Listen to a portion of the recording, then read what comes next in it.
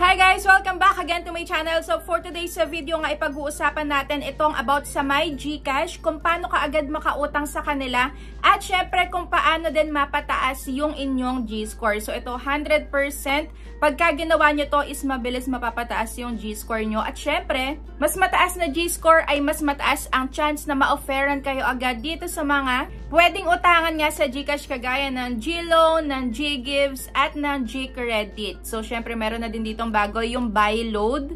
Kaya kung interesado kayo at mababa pa rin yung G-score nyo hanggang ngayon hindi pa rin kayo makautang, is panoorin nyo yung video na to hanggang dulo. And hoping, manifesting na kayo din is makapag-try na din dito dahil super duper legit at maire-recommend ko tong mga utangan na to sa My GCash. Kaya ayun, umpisahan na natin.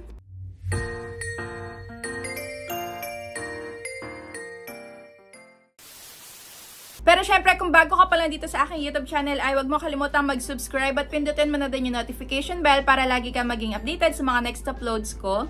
At congratulations din sa mga napasama sa aking weekly community spotlight. So kung nakita nyo na yung username nyo dyan, is i-comment down nyo na yan at i-PM nyo na ako sa may Facebook page ko para ma-claim nyo na nga yung prize nyo.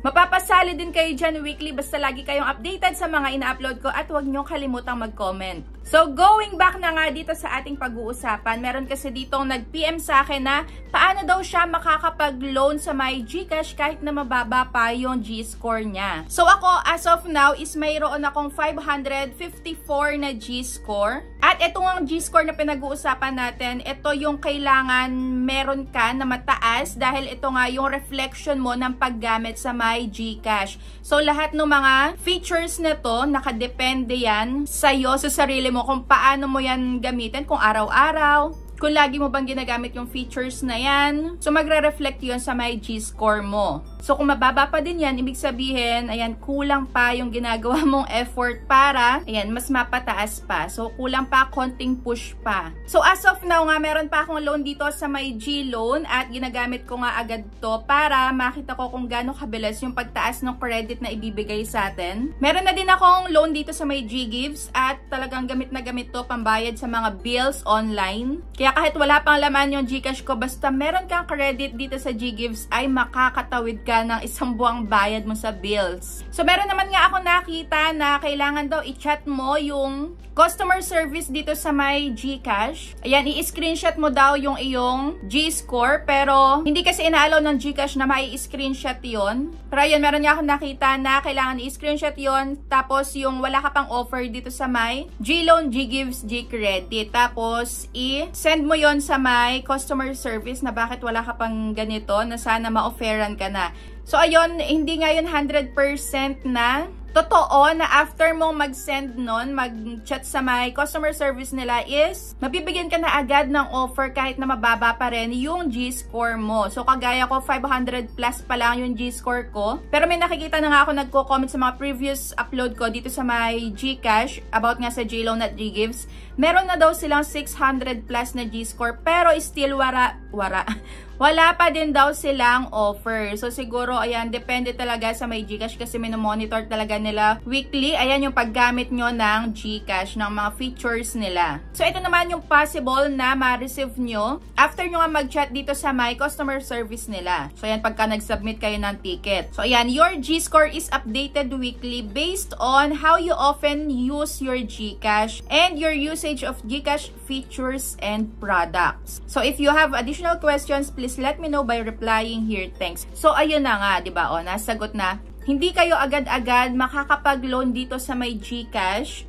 Hindi kayo agad-agad ma-offeran once na kayo ay mag-submit lang ng ticket. So, ayun, nakadepende nga daw sa'yo yon kung paano mo gamitin ang mga features dito sa My GCash. So, napakarami naman nga ino-offer dito ng GCash at talagang nakakatulong talaga. Talaga. Yes, 100% naman talaga na nakakatulong at hassle-free na, especially sa may pagpapadala ng pera. Hindi mo na kailangan pumunta sa may Cebuan, sa Palawan, sa M. Loelier. So dito, express padala lang, ayun, matatanggap na agad.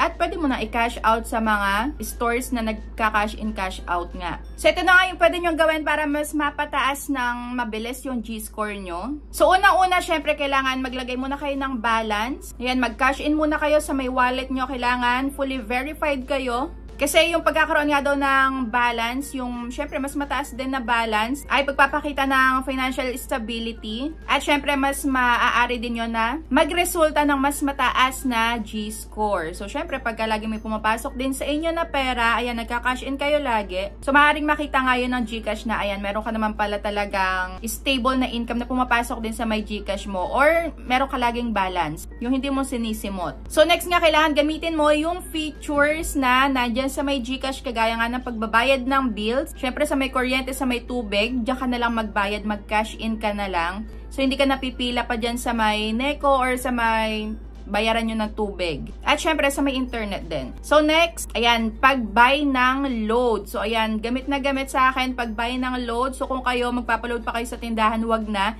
Kasi yung tendera lang yung matataas ang G-score, so kayo wala. So imbes na magpa-load kayo sa tindahan, mag-load na lang kayo sa Gcash nyo. Ayan, mag-cash in kayo, tapos mag-direct na kayo ng buy load. At syempre, yung express send, yung pagpapadala ng pera, mabilis din yung makataas ng G-score. At dito sa may Gcash nga is pwede mo na ding i-link yung iyong bank account, kung meron ka mang bank account, tapos i-send mo na lang dyan, and send to bank ka na lang. At syempre, itong pag-save sa may G-Save. So ako naman, nagsisave din ako dito basta may laman yung wallet ko. Minsan 100 lang. Ayan, pwede na yan. So 50, 200. Pero mas malaki, syempre, mas maganda. Yan, kung may 1K ka, ilagay mo na agad yan. Tamang-tama pagka sumasahod ka.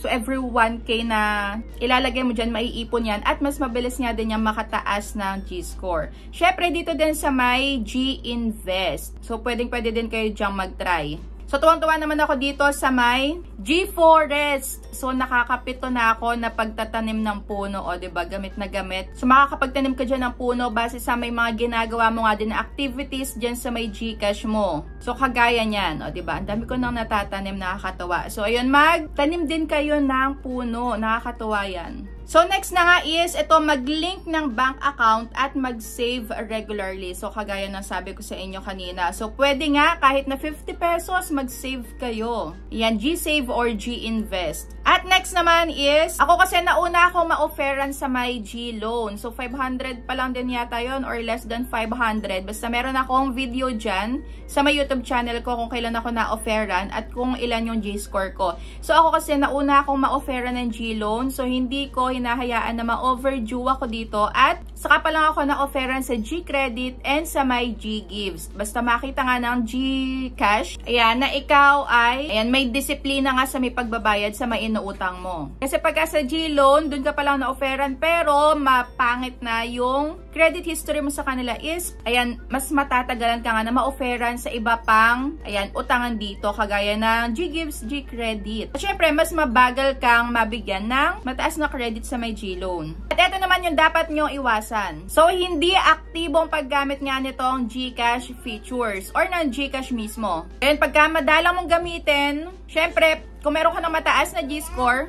possible na bumaba pa yan. At ayun nga, iwasan mo ang pagkakaroon ng late payment. So, may hirapan ka na nga pataasin yan. At ayan, meron din yung negative impact sa may pagpapataas mo ng G-score. So, that's it for today's video. Yun lang yung may share ko sa inyo na 100% talaga na legit. So, kailangan lagi nga kayong active user ng Gcash at ng mga features na to para mas mapabilis nga kayong ma-offeran ng mga utangan sa kanila kagaya ng G-Loan, ng G-Gives, ng G-Credit at ng pag-buy din ng load. So, ayan, basta regular nyong gamitin na yan kahit na mababa yung G-score nyo ay ma-offeran at ma-offeran din kayo dyan. So, may nakita naman ako, kahit na 400 pa lang, no-offeran na din agad sila. At kung meron man kayong tanong about sa may late payment dito sa may G-Loan, sa may G-Credit, G-Gives, ay meron din ako in-upload dyan. Kung ano yung possible nyo na ma-experience if ever man nga na kayo ay ma-overdue.